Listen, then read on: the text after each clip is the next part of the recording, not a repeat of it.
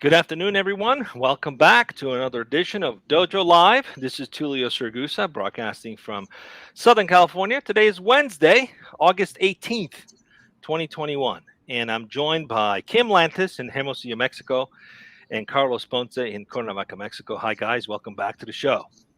Good to be Hey. here. Today's guest is Stefan Kalb, who is with Shelf Engine. And we're going to be talking about something that's probably top of mind for many of us.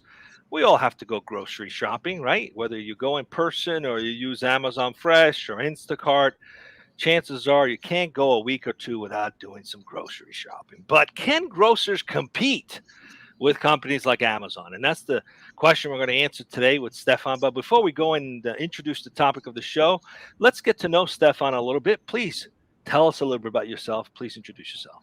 Thank you. Yeah, absolutely. Well, first, I just want to say thanks for having me on the show. Really excited to be able to have the conversation with you guys and all your listeners today.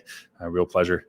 So just to kick things off and for all those to know, I am absolutely obsessed with groceries. If we start talking about the landscape of grocery stores, we will go very deep. So thanks for starting off on a personal introduction before we start talking about the minute differences of different distribution centers and planograms and so forth. So I can totally see every time you walk into a grocery store, you're immediately criticizing, analyzing, and what they're doing well, what they could be doing. I can't shop like everybody else, right? Like, I don't think people understand the experience that I have when I go into a grocery store. It's like actors when they watch a movie, they can't pay Exactly. attention to what's going on. They're wondering if the direction's good, if the acting is good. The rest of us enjoy it, but anyway, go ahead, Stefan. Yep, exactly. So my name is Stefan Kalb. I am in Seattle, and I grew up in Europe. I grew up in France. Lived a good chunk of my childhood in France and got to learn and see the food system in France. And then had this wonderful opportunity to move to the United States, to the Pacific Northwest. I fell in love with the Pacific Northwest. It is an absolutely incredible region in the United States. And there's one thing that, I got discovered pretty quickly was what was happening with the food system and the different standards between France and the United States. I went to school and got a degree that is a fairly unique degree, which is in actuarial science. And actuarial science is essentially English, please, not French. I'm kidding. Exactly. It's basically math and probability. And so you're trying to come up with what is the chance of certain outcomes happen. And actuarial science, most specifically, usually is within insurance. Mm-hmm. So you price things like auto insurance and health insurance and so forth. That world is absolutely fascinating because along came Polly. That's what he does, right? Exactly. Okay, I get it Yeah, now. thanks. Now I think you just made the link for a lot of people who now understand. I dumbed it down for us. Thank you. I appreciate it. A real fascination from my standpoint on the idea of how do you predict the future and how do you price certain events and how do you think about those aspects. And so that's what's landed me into surprisingly into the world of food. Is just coming out of college, I was really fascinated with the food landscape. And in France, they have really quite remarkable grab and go food. And I really I found this to be something that just did not exist in a major way in the United States. And so I decided to launch a food company when I was 23 years old. And really, that was an incredible experience. It was a very difficult experience. I got to understand how the food system worked in the nitty gritty and how to be able to perform it. I have an immense amount of respect for those entrepreneurs and those business owners who have been able to create and build a successful food company. And, that's everywhere from the restaurants that we eat at to the grocery stores we go to. I did that for about a decade and eventually sold that company. It was again, a wonderful experience, extremely difficult. You are in a very commoditized market. You have to fulfill quite a few needs to be able to even function on a day-to-day basis, and then let alone be able to compete and to perform well. And so that's what eventually inspired me to co-found Shelf Engine, is to see what is actually happening in the food system, which I'm sure we'll go into plenty of stories and anecdotes. But it's a system that we all depend on, and I think many of us take for granted, honestly. It is a very large and complex system. So anyway, I apologize for going a little long on that. No, it's perfectly okay. It's perfectly okay. One thing I've learned is anyone using a crystal ball to predict the future is just a wannabe actuary scientist. All right, talk to us about Shelf Engine. What is the company all about? What do you guys do? Yeah, so Shelf is a very unique kind of business. What we do, if you look at us from the outside perspective, is we do demand forecasting for grocery stores. And it's a completely automated AI. So if you are a grocery buyer and you order dairy products or produce, what you do is you have to go and walk the store and make a bunch of decisions how much you order. Shelf Engine completely automates that. The unique part of what Shelf does is that we literally guarantee our results to the grocery store. So what that means is that we order on behalf of the grocery store. We order the bread, we order the dairy, we order the produce, right? We pay the vendors for everything to deliver, but we only charge the store for what actually sells. And this is quite unique in the sense that most stores use some sort of software or some sort of system to be able to address this very challenge. We've come to the market and said, we will do this and we will guarantee you massive results. Now, I've never seen someone so confident. Thank you, Kim. I appreciate that. And we have to be very confident in what we do, given our business model. Interesting. So, all right, let's go right into it. I have a million questions. Let's go right into the topic. Carlos, let's introduce the topic and dig in. Of course. Thank you, Tulio. And of course, thanks to Stefan for being with us today. So, Tulio, Kim, today we're going to be answering one question. And the question is, can grocers compete with Amazon? So we're going to be looking at how AI and smart technology are shaping the supermarkets of the future. Now, that's the topic for today. So first question that I have for you, Stefan, is why did you choose this particular topic for today's conversation? And why did you feel it was somehow relevant for today's day and age? Let's start with that. Thank you. Yeah, there's several reasons that I think this is a really meaningful topic. The first one is that Amazon's taking a lot of market share. And if you call any grocery executive today, what's the number one concern is market share. It's a highly commoditized industry, and market share is almost everything for these stores, right? So we recognize that. The second thing is that Amazon is doing something that is innovative, and it is challenging the method in which the grocery industry functions. That starts triggering all sorts of major questions for us. And we also understand that, like, what does grocery look like for the long term if this kind of innovation truly works? Finally, the reason why I chose this topic is because it uncovers and opens up the Pandora's box in terms of what's happening in this industry. And everybody's a little bit scared, right? They recognize the fact that Amazon is working and it's working well. And they're asking themselves, how does this look in the future? And so I think this is going to open up a very interesting conversation. And that's been like light speed effect with COVID and the pandemic, I'm sure. Indeed. Yeah, I mean, it's Yeah. probably got to been very difficult, at least at the beginning of last spring, to have predicted the demand that a lot of grocers had. I'm curious, just to help the audience understand, just maybe let's talk about what the problem is that you guys are solving. I read somewhere on your site that almost 40% of like sandwiches go unsold or go to waste for a deli. So they don't have a predictive way to determine what the demand's going to be that day, and obviously you're trying to speed up the way you serve clients, so you prepare a lot of things, and apparently things go to waste. So, what's the problem that you guys are solving?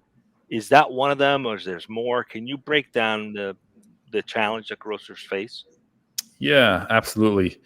If it's okay, I want to take a step back because that question that you ask is actually pertinent to a very large momentum that is happening in the grocery space, which is that sandwiches are part of this very big movement of having way more fresh items on the shelves, and that they are continually fresher. So if you take a step back into the past and you look at the very first grocery store that opened in 1916 in the United States, that was a Piggly Wiggly, and basically nothing in that store was fresh. And for a long time, a lot of grocery stores that opened there forward, nothing was fresh. The stuff that lasted months, sometimes years, right? Now today, if you walk into a modern grocery store, on average, about 60% of that product is fresh, highly perishable, right?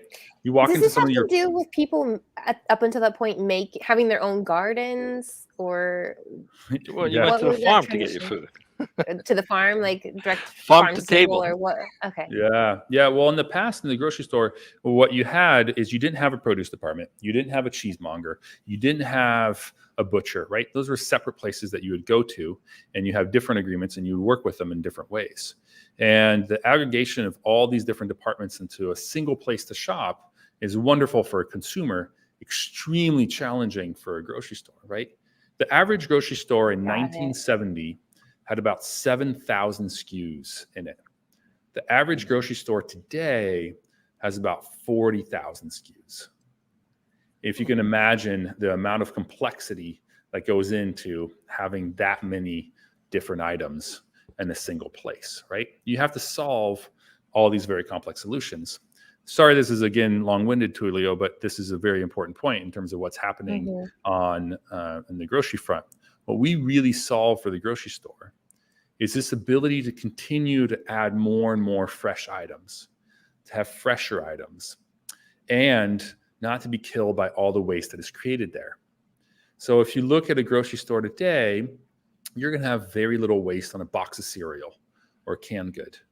And you're going to have a very high waste on items that are, 1 day shelf life, 3 day shelf life. And the reason is that it's way harder to predict the kind of demand that you're going to get in any given day.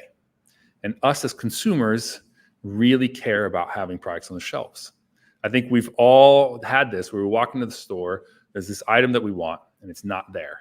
And we throw a fit. How is this possible, right? The American grocery store recognizes how important it is to have these products in stock. So at shelf, we resolve these two very problems for the store, which we say, we will come in and we are going to make you way more money by decreasing your waste. And we're going to have more product available for your consumers, such that they come in happier because their products are there, and your sales go up because your products are actually available, right? And this is a nice segue into another very interesting topic, which I'm sure you're going to bring up in a little bit. If you take a look at all the grocery delivery businesses out there, right, like the Instacarts and the Amazon of the world, the reality is that those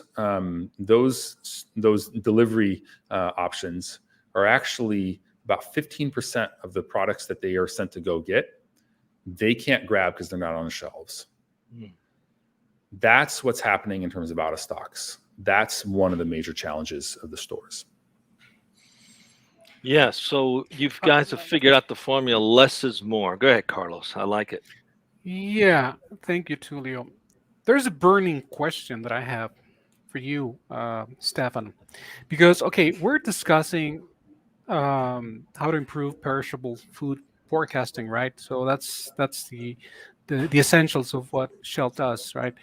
And in this process that you're describing, I'm just wondering if there's at all times we are discussing the food itself and how to keep it fresh and make the best of it and just avoid waste. However, in the process of keeping the food fresh, there's a lot of packaging involved. There's a lot of plastic waste that is involved necessarily.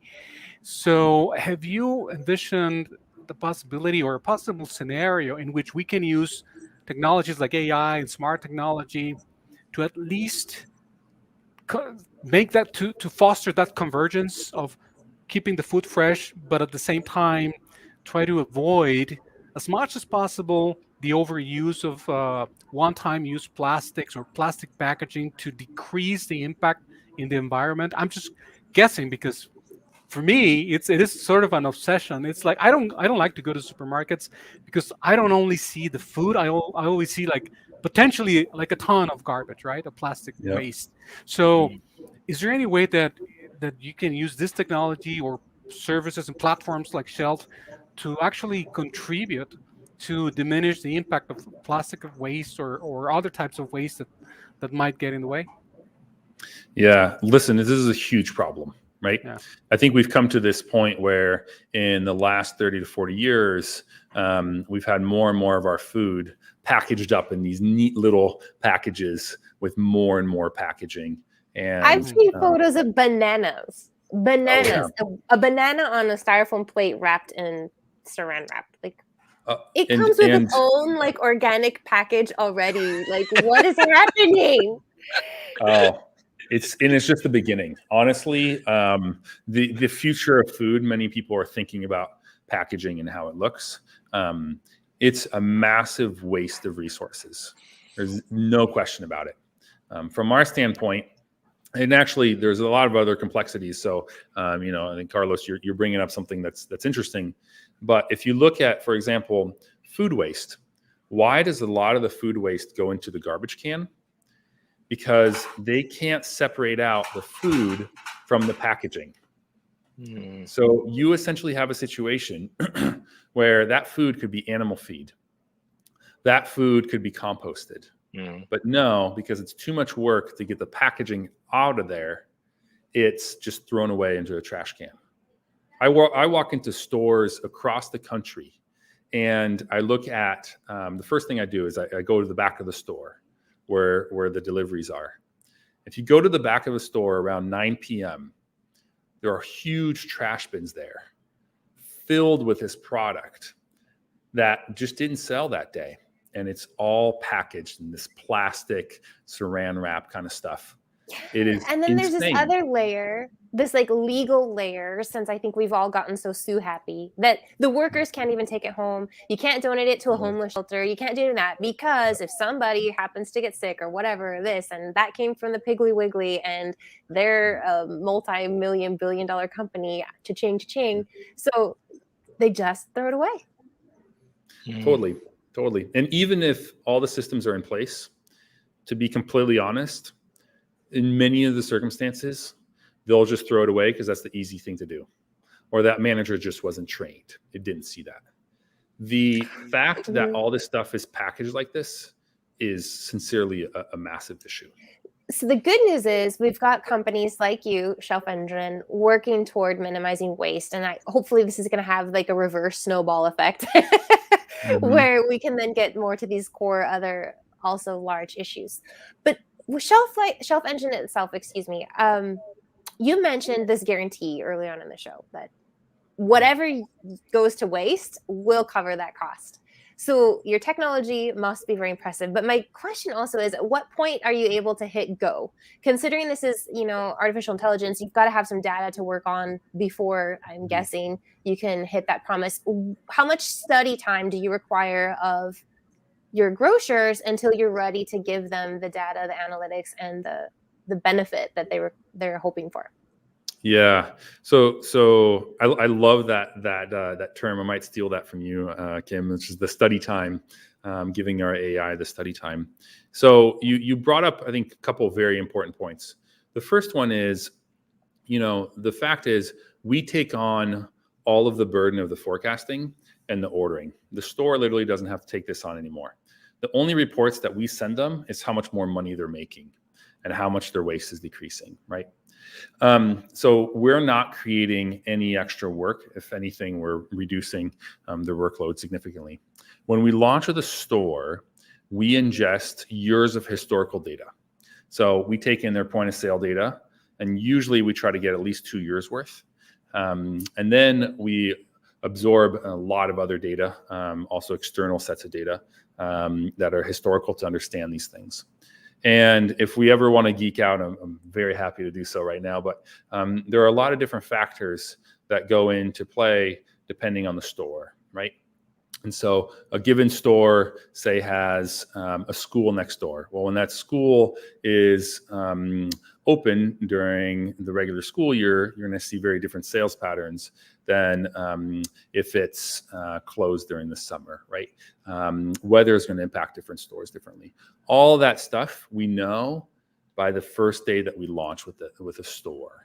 And this is absolutely critical that we are able to do so, right? We're in over 3,000 stores nationwide now.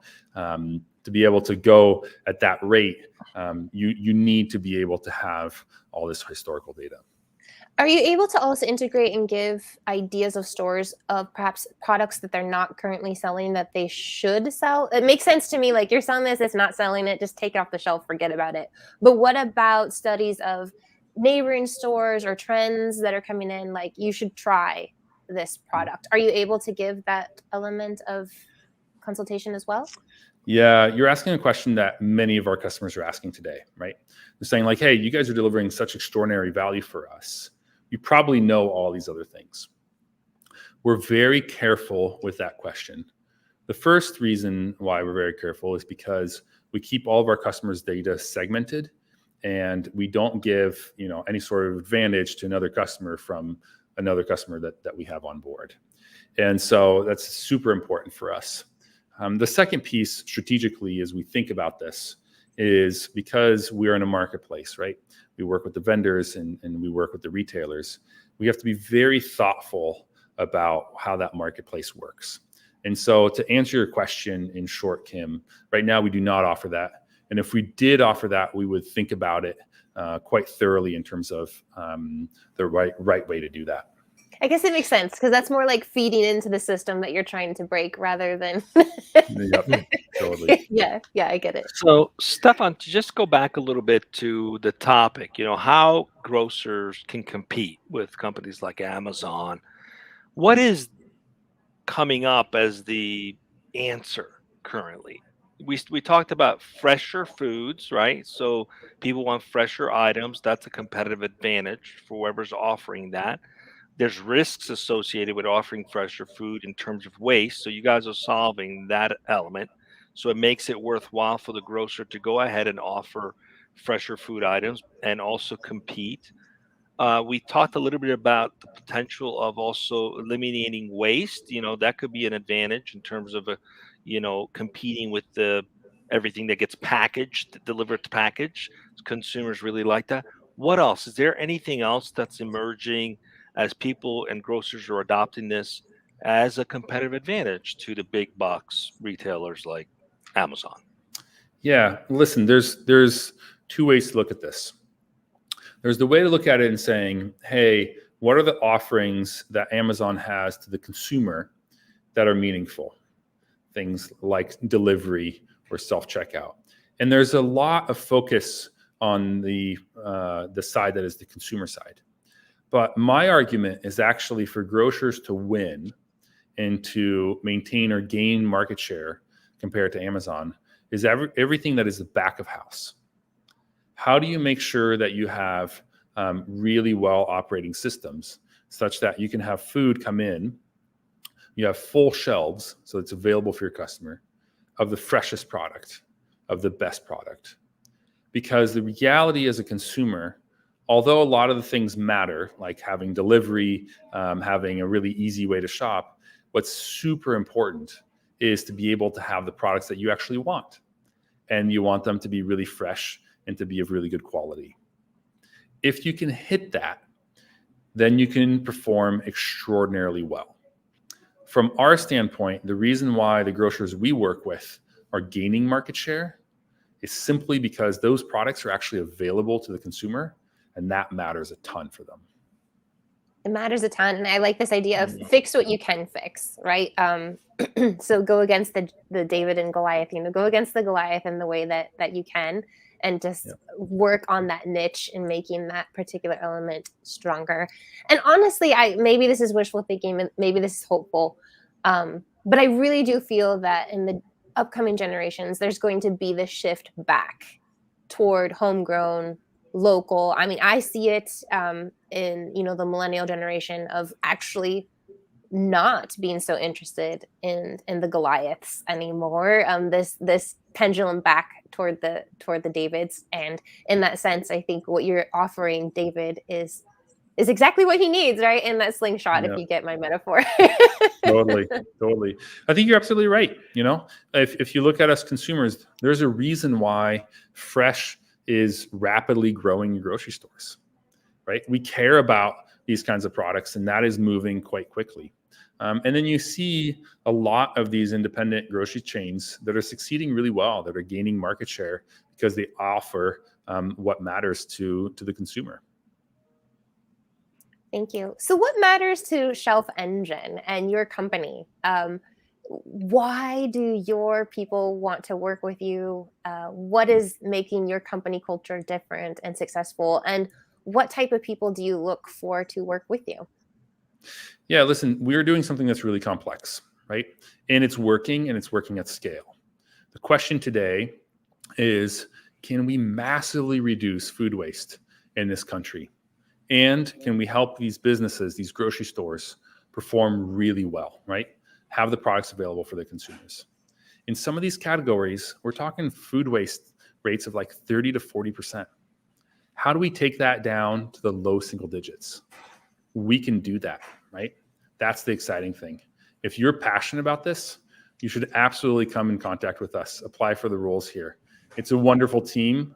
We're making amazing impact with some of the largest grocers across the country. And like, how else could you make that large of an impact in the environment? I would absolutely say, if you're listening to this right now, would love to have you apply to join the team. Thank you. That's beautiful. And I'm guessing, is there application? Can this be expanded out to restaurants as well? Is that coming up? So we do food service. And so food service, we work with quite a few hospitals, corporate campuses, and so forth. We don't work with as specifically restaurants, but eventually we will get there. Excellent. Great. Well, it's we're coming up on time. It's been great to have you as our guest. We wish you a lot of success with the platform. We wouldn't be. We have one final question, and that's, what's your journey been like to do this? You're very passionate about this space. What have you learned about yourself, pursuing this? I'm really glad that you asked this question, Tulio, because the path for entrepreneurship is actually working on oneself quite a bit. We think about it working externally, but actually most of it is working internally. I've gone through so many phases and so many growth spurts being in my role. I am eternally grateful for the opportunity to be able to do something like this. For me, it has been the greatest lesson, the greatest focus has been in the world of creativity. Is how do you, and it's core to human nature, how do you land in the world of creativity to build something, to conceive of something, to have a vision? And that has pushed me so far. I've learned so much. I've been so humbled. And again, I'm honored to be in the world of creativity. Amazing. The path of entrepreneurship is also the path to self-realization. I love that. So thanks for being with us, Stefan. Stay with us as we go off the air in just a minute. Carlos, we got one more show tomorrow, right? What do we got coming up? One more show, Julio, indeed. And that will be with Pedro Goes. I hope I pronounced it correctly. Goes, as in goes. And the CEO of In Event. The topic, well, how the virtual marketplace is refitting event services professional. So that's what we're going to be talking about tomorrow, right here on Dojo Live at 12 p.m. Pacific. So everybody join us here and stay safe, everyone. And thanks, Tulio, Kim, and of course, Stefan. Thank Thank you. you, guys.